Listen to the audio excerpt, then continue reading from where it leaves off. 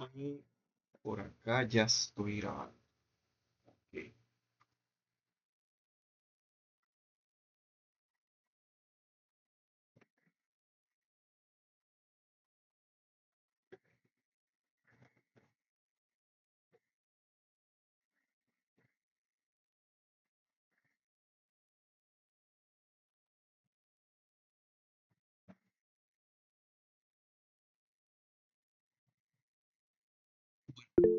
En esta semana comenzamos con el módulo 4, con su primera semana.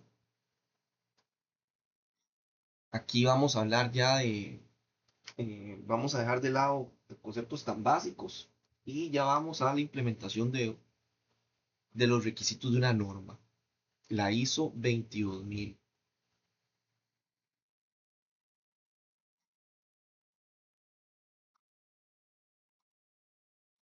Aquí vamos a ver en la clase del día de hoy la interpretación de los requisitos de la norma ISO 22000, la versión 2018.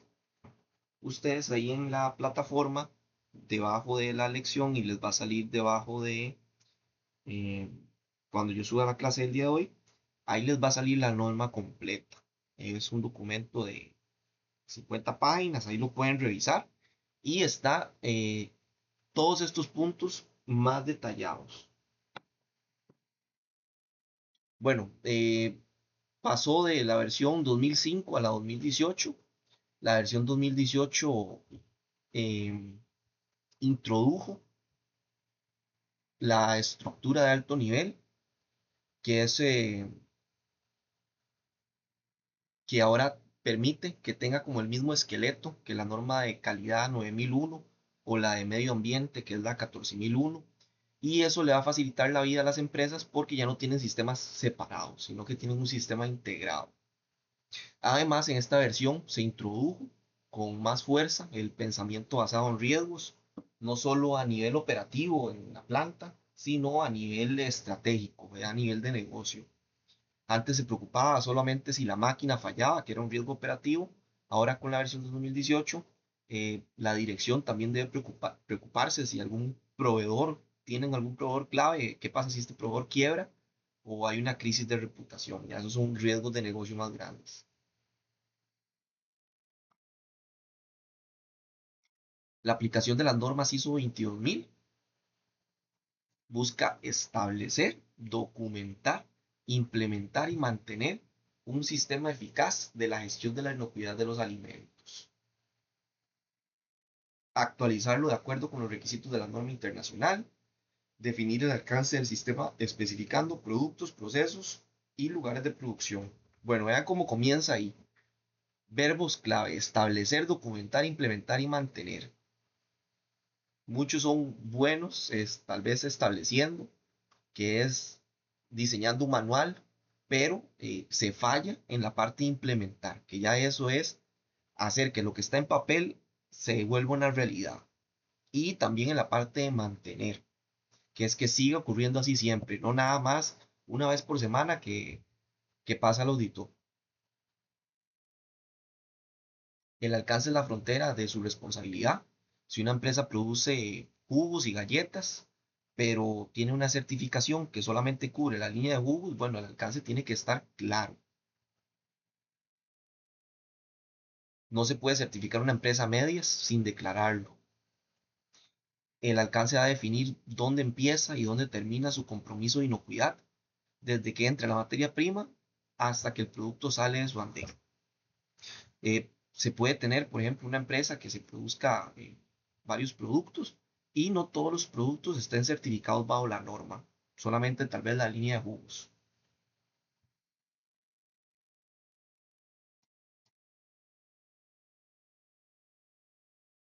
Por ejemplo, en una planta que yo había trabajado de champiñones, se tenía la norma, la FCC 22000, y esta solamente se tenía aprobada para el área de empaque de hongos. El área de producción no estaba certificada porque ya son procesos diferentes que van a requerir análisis de riesgos diferentes. Entonces se hace en específico, en cuando se define el alcance. Por ejemplo, imagínense una planta que produce leche y también helados. Si el alcance es solamente la producción de leche fluida, bueno, entonces el sistema no garantiza la inocuidad de los helados, aunque se haga en el edificio de la par, o aunque tal vez compartan línea.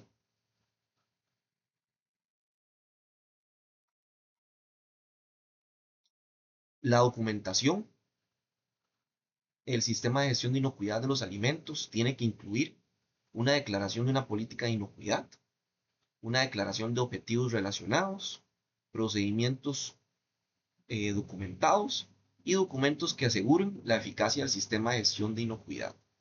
Bueno, a veces hay una queja de que certificarse o tener una norma ISO, FSC 22000, BCR es puro papel. Pero bueno, no. Eso hablamos de eficacia. Y lo que no está escrito no existe. La documentación es evidencia legal, es evidencia técnica de que estamos haciendo los procedimientos que nosotros decimos hacer. Y es importante la clara definición de la política, que es la intención, el qué queremos ser. Y los procedimientos son como las instrucciones de cómo se llega a esa política.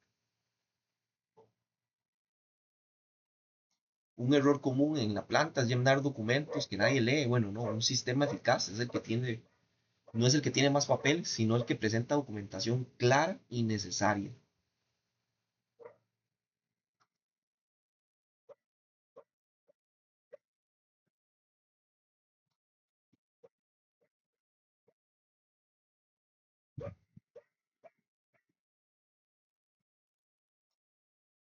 Control de los documentos.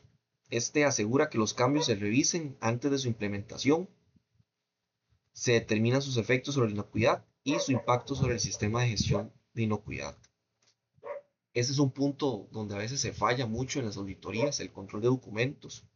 ¿Y por qué es peligroso no controlar el cambio de los documentos? Bueno, imagínense, por ejemplo, que el departamento de calidad cambió la formulación de una salsa y cambiando la formulación de esa salsa eliminaron soya como alérgeno. Entonces actualizaron de que la nueva formulación no contiene soya y cambiaron la etiqueta. Pero ¿qué pasa si en la línea de producción los operarios que hacen la salsa tienen una hoja física ahí, que es la receta? Y esa hoja es la que ellos utilizan porque no solamente hacen esa salsa, sino hacen 20 salsas distintas. Entonces, ellos no siempre van a saberse de memoria todas las cosas. Y ahí tienen la receta. Y esa receta que está ahí no la cambiaron. Nada más se cambió y se actualizó. Pero no se le informó a la gente y no se fue físicamente y se cambió. Bueno, ¿qué va a pasar? Que ese lote de producción que se hizo con la receta antigua va a tener un alérgeno no declarado. Y eso va a ser un problema que va a requerir después de que si ese producto fue entregado al cliente, después nosotros vamos a tener que irlo a conseguir de nuevo. Porque eso es un riesgo muy, muy grave.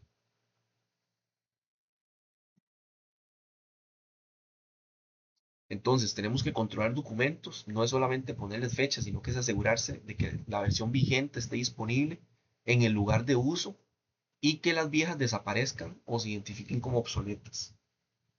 En una planta que yo había trabajado que se dedicaba a hacer sprinkles, sprinkles son estos productos azucarados que son como de colores que se les echan a los queques y pues, puchica, ustedes no tienen idea.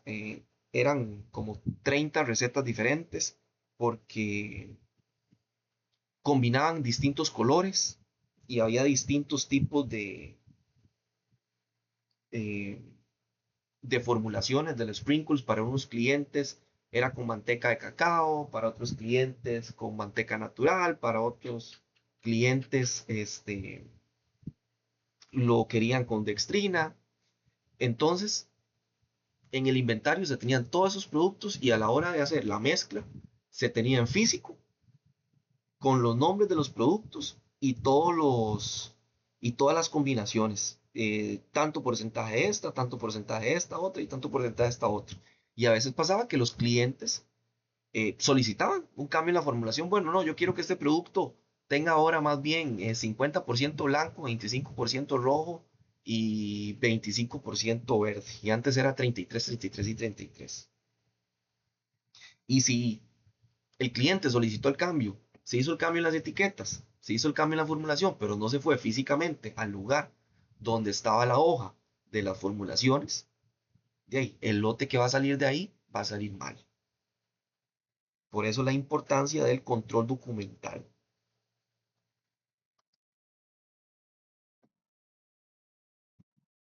El control de registros va a ayudar a determinar el cumplimiento de los registros y la eficacia del sistema de gestión de inocuidad de los alimentos. Los registros tienen que permanecer legibles y necesitan un procedimiento documentado. Un registro es la evidencia de que se hizo bien un trabajo. Es fundamental que sean legibles porque si pasa un problema y necesitamos, después vamos al registro y no entendemos bien los números de lote de los ingredientes que se utilizaron, y no vamos a saber con qué harina se hizo ese pan.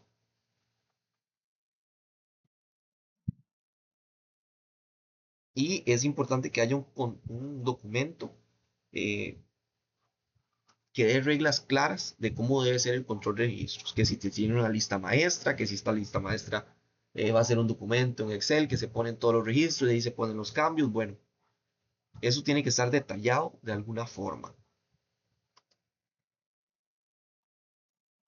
La política de inocuidad. La alta dirección debe comprometerse con una política de inocuidad de los alimentos. Tiene que definirla, documentarla y comunicarla. Y esta carga la tiene la alta dirección. La alta dirección tiene que definir la política y es fundamental que la comunique, que se la haga saber a todos los empleados, a los supervisores, a los operarios, a los de mantenimiento, a los de limpieza. Todos tienen que tener clara esta política de inocuidad.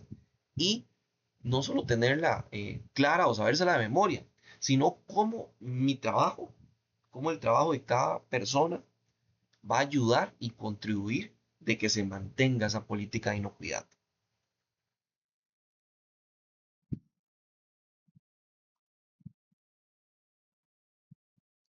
La política de inocuidad es apropiada para la función que cumple, debe ser conforme a los requisitos legales, se comunica a todos los niveles de organización, se revisa su continua adecuación y está respaldada por objetivos medibles.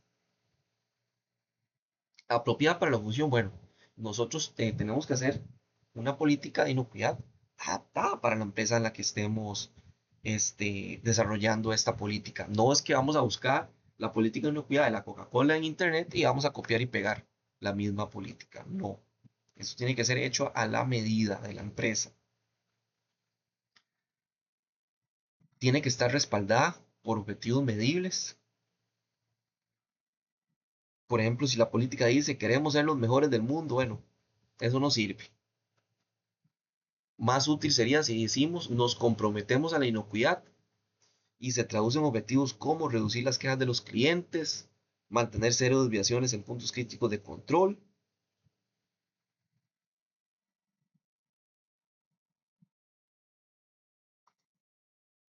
Por ejemplo, Dulces Golosos, empresa productora de golosinas, tiene compromiso de elaborar productos inocuos que satisfagan las necesidades de nuestros clientes en conformidad con los requisitos legales y de la empresa, mediante el mejoramiento continuo de nuestros procesos, asegurando su seguimiento y el suministro de los recursos necesarios. Para ello contamos con un recurso humano involucrado, comprometido y motivado mediante la comunicación y la capacitación continua.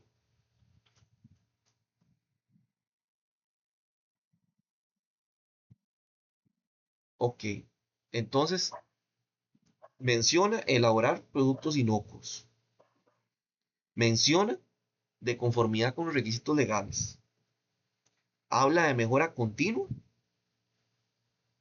y menciona la comunicación. Ahí están los 4 puntos fundamentales.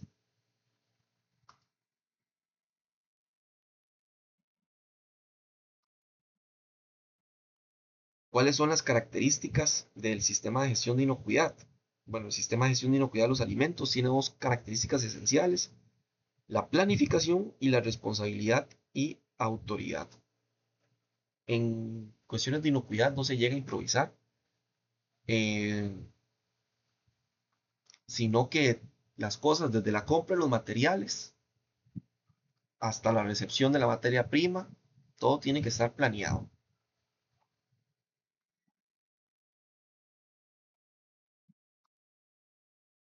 La planificación va a ayudar a cumplir los requisitos y los objetivos que apoyan a la inocuidad de los alimentos. Se lleva a cabo la planificación del sistema de gestión de inocuidad y se mantiene la integridad del sistema de gestión de inocuidad a través de los cambios. Entonces, ¿qué significa esto? Significa que el sistema es muy bonito cuando todo está tranquilo, pero ¿qué pasa si pasa algo fuera de lo común? Que si se rompe la empacadora principal y traemos una empacadora alquilada, bueno, ¿qué puede pasar? Si cambiamos de proveedor de, de cloro o de otra materia prima de un día para otro. Son cosas que hay que planificar, que hay que pensar que pueden pasar. La norma ISO nos exige que tenemos que planificar este cambio. No vamos a hacer cambios en la planta a lo loco, sino que vamos a cambiar un turno de trabajo, una máquina. Bueno, primero tenemos que sentarnos y analizar este cambio que va a pasar, ¿podría poner en riesgo la inocuidad? Bueno, si la respuesta es tal vez, hay que planificar las medidas antes de actuar. Y así se mantiene la integridad. Por ejemplo, si se amplía la bodega y están entrando y saliendo albañiles, si no planificamos ese cambio, bueno, el polvo de la construcción va a contaminar el producto. Por eso la planificación del SGI implica poner barreras físicas y protocolos antes de que pase la situación, antes de que el albañil vaya a construir una pared nueva ahí. Eso por darles un ejemplo. ¿Les va quedando claro? ¿Me tienen alguna consulta?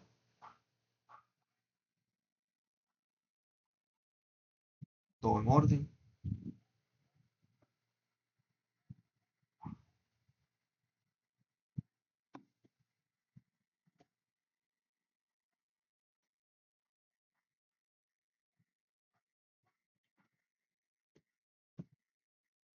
Ok. La responsabilidad y autoridad permite asegurar una operación y un mantenimiento eficaz del SGI de los alimentos que estén definidas y sean comunicados.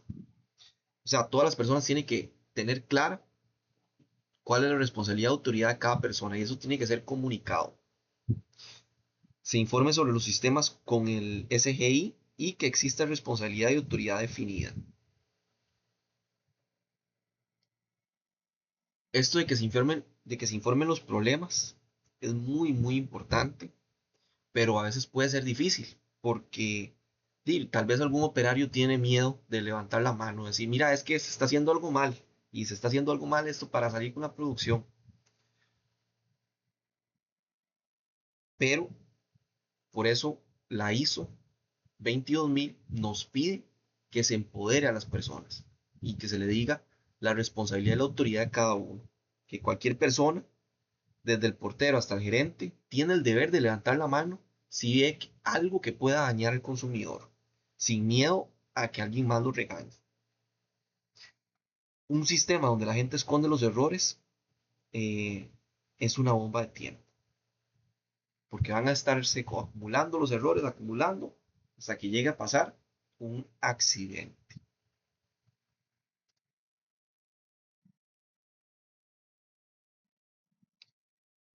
Tiene que haber un líder, el líder del equipo, de la inocuidad de los alimentos, debe tener independencia, responsabilidad y autoridad para dirigir y organizar el trabajo en equipo.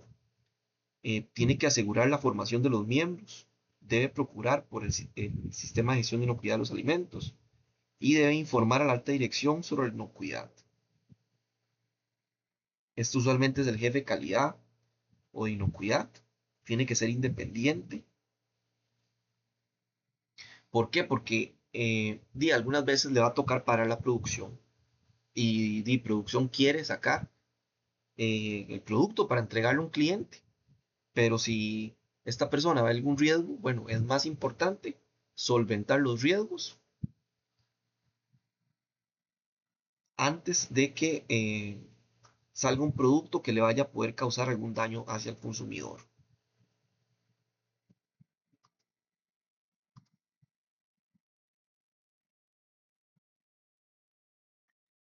La responsabilidad del líder del equipo de inocuidad de los alimentos puede incluir relaciones con partes externas sobre asuntos referentes al sistema de gestión de la inocuidad de los alimentos.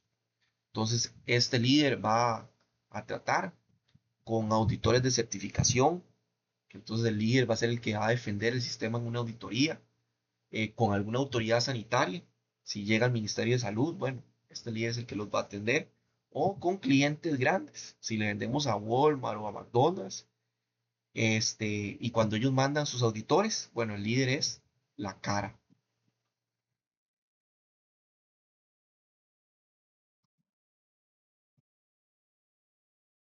Comunicación externa. Es vital comunicar la información relevante a otras organizaciones de la cadena alimentaria, como proveedores, clientes, consumidores, autoridades legales o otras organizaciones.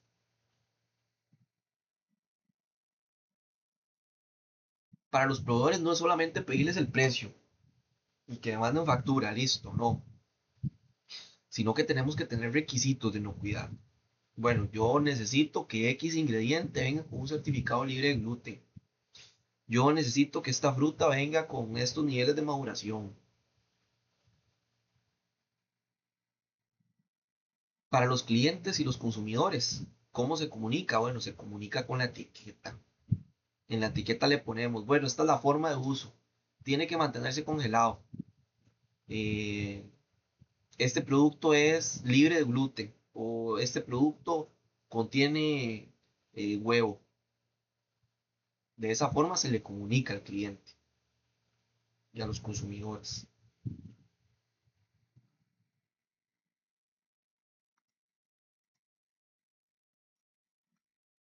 Para la comunicación interna, la norma exige que si algo cambia, el equipo de inocuidad debe ser el primero en saberlo. Si el departamento de compras decide cambiar de proveedor de sal porque tiene otro proveedor que es más barato, pero no le avisa calidad, bueno, resulta que esa sal nueva viene más húmeda o viene con impurezas, que esas impurezas nos arruinan el producto, que así delicado es. Eh, la comunicación interna es formal, tiene que haber un procedimiento formal, tiene que haber comunicación escrita por correo, que se haya visto las cosas en alguna reunión. Si ventas recibe una queja, no puede guardársela, tiene que hacerle llegar esa queja al equipo de inocuidad para que busquen la causa raíz. Se debe informar a los miembros del equipo sobre cambios en productos, materias primas, sistemas, limpieza y desinfección, requisitos del cliente o quejas. La preparación y respuesta ante emergencias. Cuando decimos emergencia, todos piensan en terremotos, incendios. Bueno, no, en este caso una emergencia es una emergencia de inocuidad.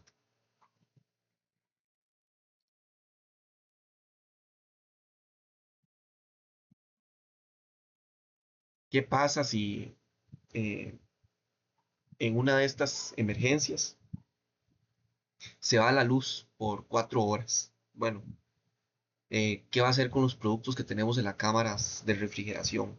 ¿Será que tenemos energía de respaldo? ¿Tenemos alguna planta? ¿A partir de cuánto tiempo se echan a perder los ingredientes? Un plan de emergencia de inocuidad se define qué se hace con el producto durante des- y después del desastre.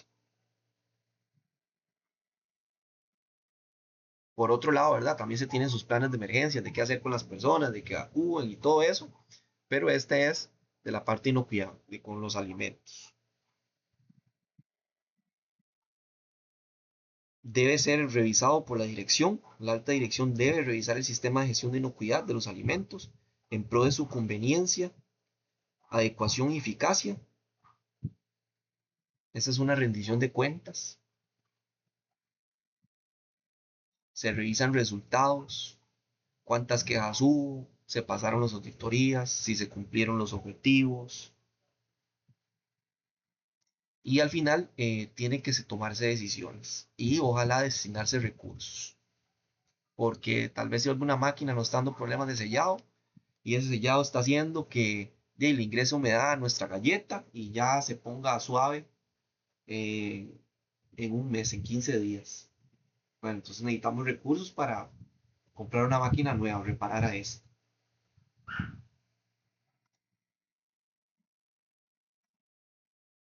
Es fundamental el recurso humano.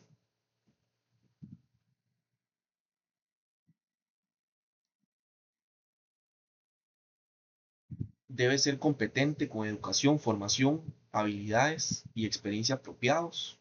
Debe definir la responsabilidad y la autoridad que le compete a cada experto que colabore. Vemos que competencia no es lo mismo que estar capacitado, porque debe ser competente.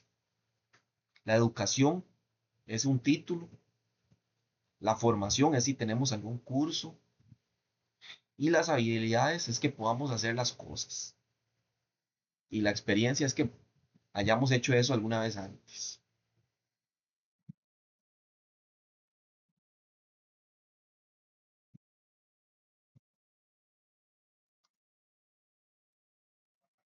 La gestión de recursos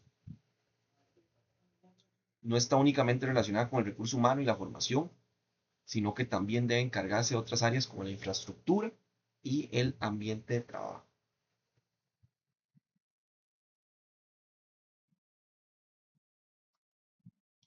La infraestructura va a proporcionar los recursos para establecer y mantener la infraestructura necesaria. Cuando la norma habla de infraestructura, no solamente habla de techos y paredes, sino a todo el diseño de la planta, de qué material están hechas las tuberías, cómo están hechos los equipos, si los pisos se pueden lavar adecuadamente, si hay desagües para que salga el agua, si no hay lugares donde se hagan pozas, donde se acumule agua, humedad. La infraestructura debe facilitar la limpieza, no debe complicarla.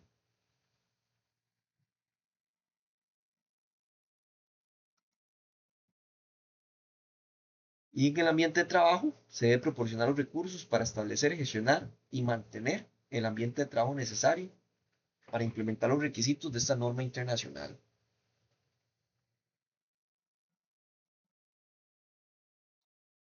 Aquí también se debe mantener aspectos como buena iluminación, buena ventilación, que estén todas las facilidades para el personal, para que se laven adecuadamente las manos, que haya jabón, toallas, todo eso.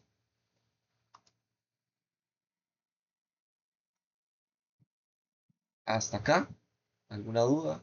¿Alguna consulta? ¿Todo claro?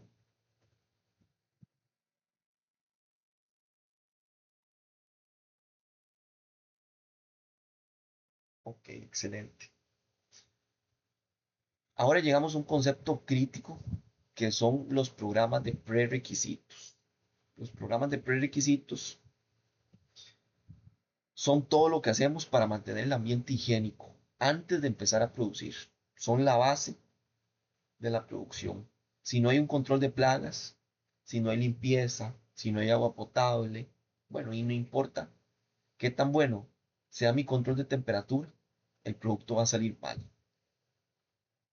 Y vamos a ver las funciones y los deberes.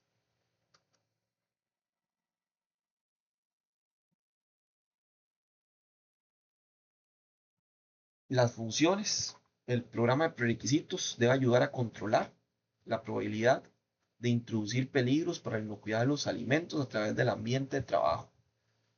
Debe controlar la contaminación biológica, química y física de los productos. Debe controlar que los niveles de peligro relacionados con la inocuidad de los alimentos en el producto. Entonces, la función principal va a ser la carga de problemas. Va a ayudar a controlar la probabilidad de contaminación general, de que se reduzca. Un buen programa de prerequisitos de limpieza va a evitar que alérgenos de ayer vayan a contaminar el producto de hoy. Va a evitar que hayan plagas.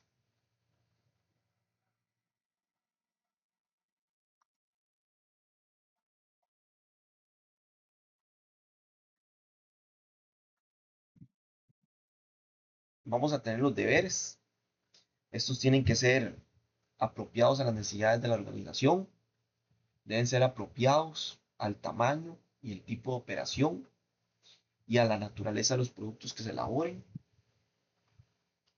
Deben implementarse a través del sistema de producción en su totalidad, como programas de aplicación general, y deben ser aprobados por el equipo de la inocuidad de los alimentos. Como les he mencionado, eh, estos programas tienen que hacerse a la medida de la empresa. No podemos hacer un copy-paste de otra empresa, de un programa de prerequisitos que sacamos de internet. Tiene que ser hecho a la medida.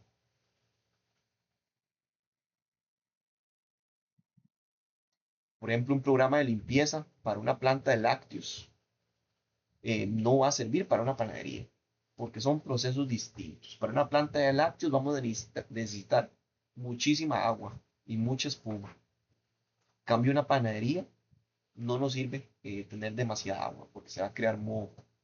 Ahí más bien se limpia en seco.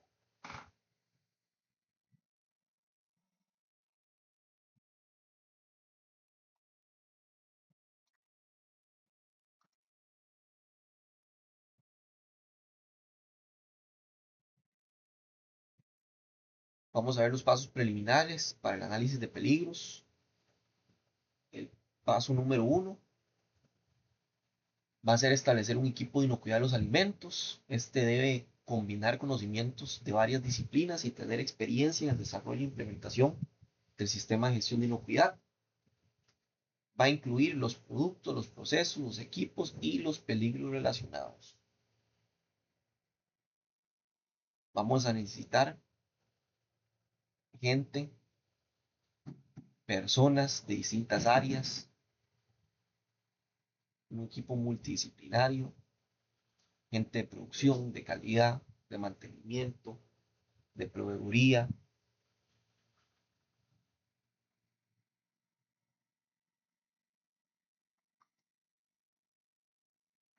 En el paso número 2 vamos a definir las características del producto.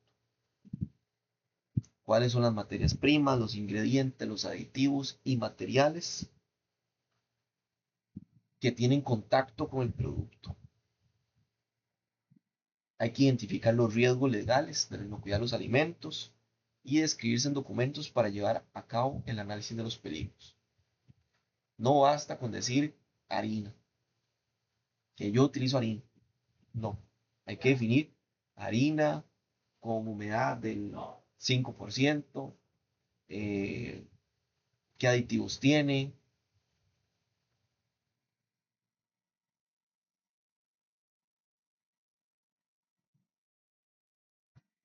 Aquí vemos que dice contacto con el producto. Entonces se incluyen los empaques. Hay que analizar que los empaques que utilicemos no vayan a reaccionar con el alimento. Por ejemplo, hay unas salsas de tomate, pastas de tomate, pueden ser ácidas. Y esta sí es, dependiendo del tipo de empaque, podría verse afectado. Entonces tenemos que tener claro el producto y la ficha técnica de todo lo que toca el producto, hasta de los lubricantes, por ejemplo, de las máquinas que se utilizan.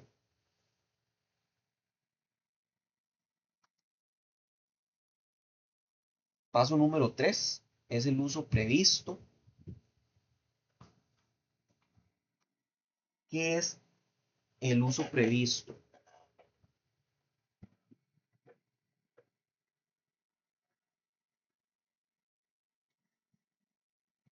Ok, el uso previsto es decir, cómo se espera que se consuma ese alimento. Por ejemplo, yo vendo pollo, el uso previsto del pollo es que se cocine. No se espera consumir pollo crudo sin cocinar.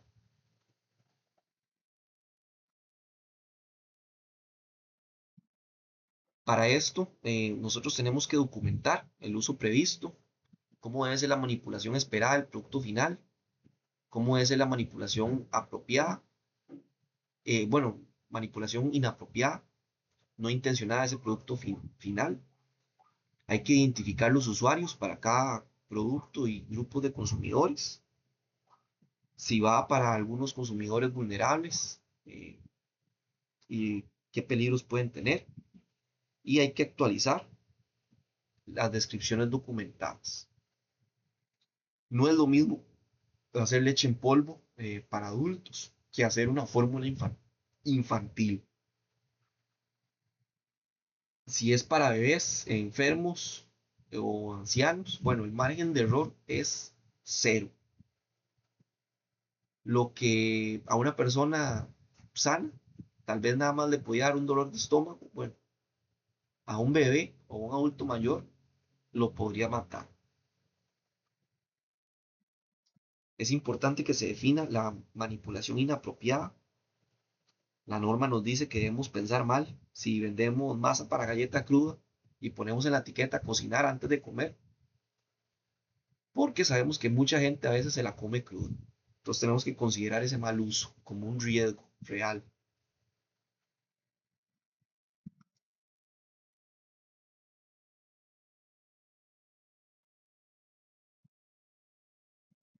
Vamos a ver algunos pasos, el paso número 4 de esos pasos preliminares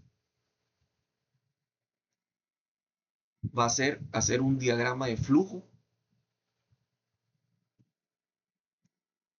Aquí se van a preparar los diagramas de flujo para los productos abarcados por el sistema de gestión de inocuidad. Se va a proporcionar la base para evacuar la posible presencia, incremento e introducción de los peligros, y estos deben ser claros y detallados. A veces un error que se hace cuando se hace un diagrama de flujo es que se hace en papel y no se va directamente a la planta a revisarlo. Eso siempre es muy importante, que se haga una validación en el sitio. Se tiene que caminar en la planta y ver que ese proceso que se puso en el diagrama de flujo se dé de esa forma en la planta.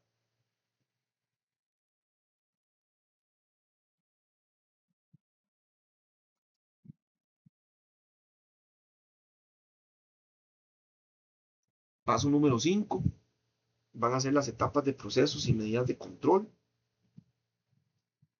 Van a existir medidas de control, parámetros del proceso y la rigurosidad de su aplicación, procedimientos que puedan influir en la inocuidad de los alimentos y requisitos externos que puedan afectar la elección.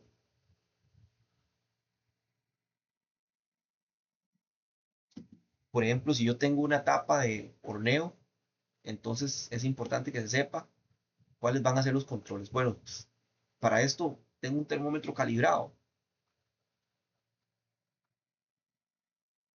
Si yo requiero un tamizado, tamizar algún producto, bueno, las mallas del tamiz son las adecuadas, son las que requiero. Es importante que se evalúe la rigurosidad y eso va a significar que hagamos preguntas como si ese termómetro se revisa. Entonces ahí vamos a describir bien lo que tenemos y se va a hacer un análisis de peligros más realista.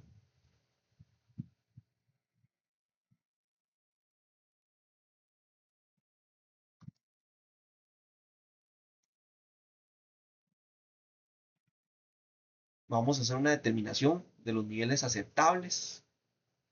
Para cada peligro identificado se debe determinar el nivel aceptable para la inocuidad del producto final.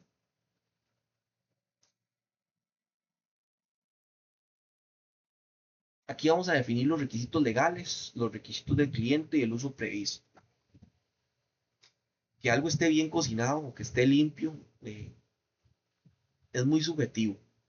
Necesitamos hilar más fino, necesitamos hablar con números. La norma nos pide determinar el nivel aceptable y eso va a significar cuántas bacterias o cuántos productos químicos o cuántos de X vamos a permitir en nuestro producto final. Bueno, lo ideal es cero, ¿verdad? Pero en microbiología, en química, el cero absoluto es prácticamente imposible de medir. Por eso nos basamos en la ley. Si el reglamento dice que lo máximo es 10 unidades formadoras de colonias de coli, bueno, entonces ese es mi límite legal. Pero puede ser que el cliente, yo le venda a McDonald's y McDonald's es más estricto que la ley y me dice que la lechuga que yo le vendo tiene que tener una certificación de laboratorio que dice que no puede tener más de 5 unidades formadoras de colonias de coli. Bueno, entonces ese va a ser mi nivel, eh, mi nivel aceptable en el proceso, ese que me impone el cliente.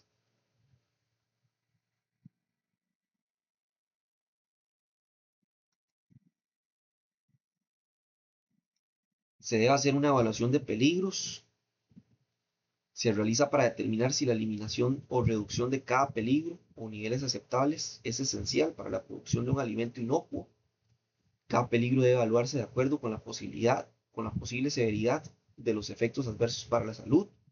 Y al final de la evaluación se debe describir la metodología utilizada y registrar los resultados obtenidos. No todos los peligros son iguales. No es lo mismo encontrarnos un pelo en la comida que si fuera un pedazo de vidrio. Son peligros diferentes. Entonces aquí vamos a hacer un cálculo que el riesgo va a ser igual a la severidad por la probabilidad.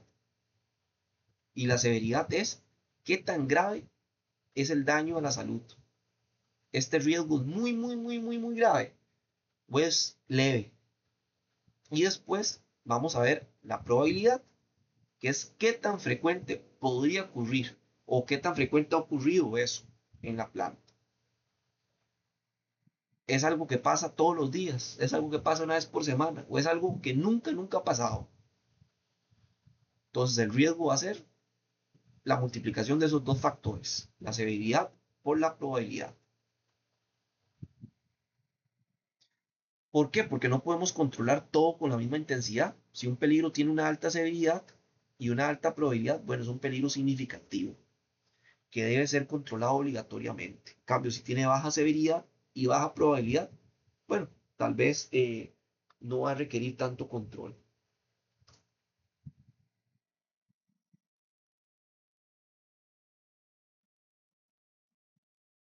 Tenemos la selección y evaluación de las medidas de control. La selección y clasificación debe utilizarse un enfoque lógico que evalúe el efecto sobre los peligros relacionados, la viabilidad para el seguimiento, dónde calzan dentro del sistema de gestión de inocuidad, la probabilidad de que falle, la gravedad de las consecuencias y el establecimiento y aplicación de la medida de control para eliminar el nivel de peligro. Entonces tenemos que evaluar estos puntos. Esto lo puedo yo monitorear en tiempo real. Yo puedo tener un termómetro. ¿Será que podemos estar con un termómetro viendo la temperatura? ¿Qué tan probable es que falle ese termómetro? Son cosas que tenemos que determinar. Para la evaluación de peligros, vamos a analizar si nos va a permitir determinar medidas de control, que esas medidas de control van a tener tres fines, que van a ser prevenir, eliminar o reducir. Esto con el fin para seleccionar por medio de la evaluación de la eficacia, si se pueden definir por un programa de prerequisitos o estos peligros se van a tener que atacar con un plan HACCP. Entonces, si tenemos un peligro leve, puede ser que nada más con el programa de prerequisitos lo podamos contener. Pero si tenemos un peligro grave o alto, bueno, no. Ahí vamos a tener a huevos que poner un punto de control en el programa de HACCP.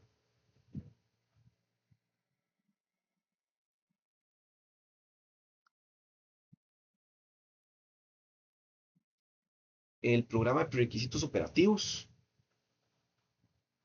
Se van a definir los peligros de inocuidad a controlar, las medidas de control, los procedimientos de aseguramiento, las correcciones y acciones correctivas, los responsables y autoridades y los registros del seguimiento.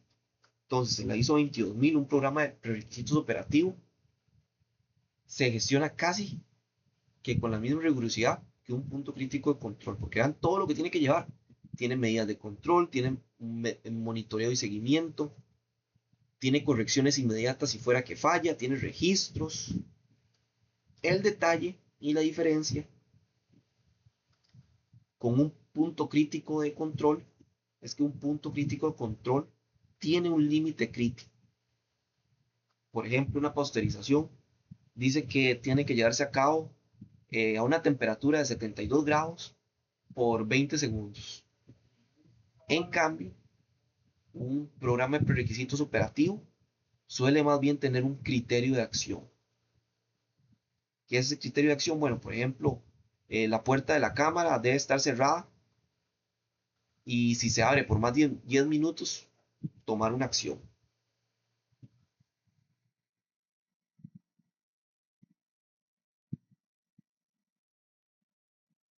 Esta norma ISO 22000 que se menciona aquí abajo, la ISO TS 22000-1, es la base de los prerequisitos para la industria de los alimentos. Al final, tenemos que la ISO 22000 no es solamente llenar papeles, sino que es toda una estructura. Es planificar todos los prerequisitos que podamos tener, es analizar los peligros, es después clasificar esos peligros, si van en puntos críticos de control o para el programa prerequisitos, y después verificar. Hasta acá, ¿alguna duda? ¿Alguna consulta?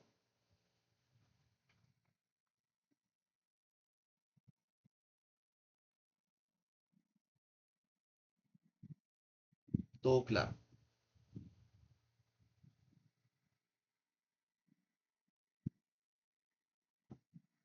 Ok, si no tienen ninguna otra consulta, hasta aquí llegaríamos con la clase del día de hoy. Que tengan muy buenas noches y nos vemos la próxima semana.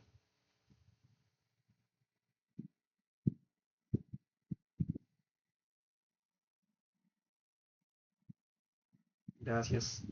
Igualmente.